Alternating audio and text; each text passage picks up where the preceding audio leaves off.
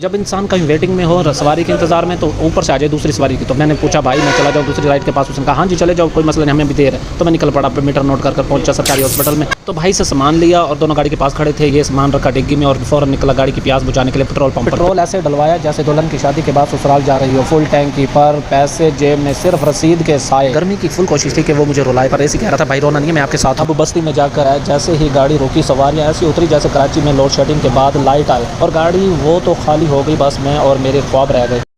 वापसी पर कुल्फ़ी खाने का दिल किया, क्योंकि गर्मी में अगर कुल्फ़ी ना खाई तो समझो पूरी वीडियो नाकाम है। ना कुल्फ़ी मुंह में, दिल खुश, पर जेब अब भी नाराज। अपने शहर का चौक क्रॉस किया, वहाँ की रौनक ऐसी जैसे लाहौर का लिबर्टी चौक। शाम को वीडियो ना बनाता तो पाप लगता। अड्डे पे जाकर गाड़ी को चादर उड़ाई जैसे दादी अम्मा दोपहर को सो रही हो। अब पहुंचा बेकरी के पास, जहाँ मेरा भाई ड्राइवर ऐसे खड़ा था जैसे वहीं मरीज। जुमा पढ़ने के बाद भाई को तीसरी राइड की कॉल आ गई थी। मैं फौरन पहुंचा वहाँ, इत्तेफाक करी ना तो भाई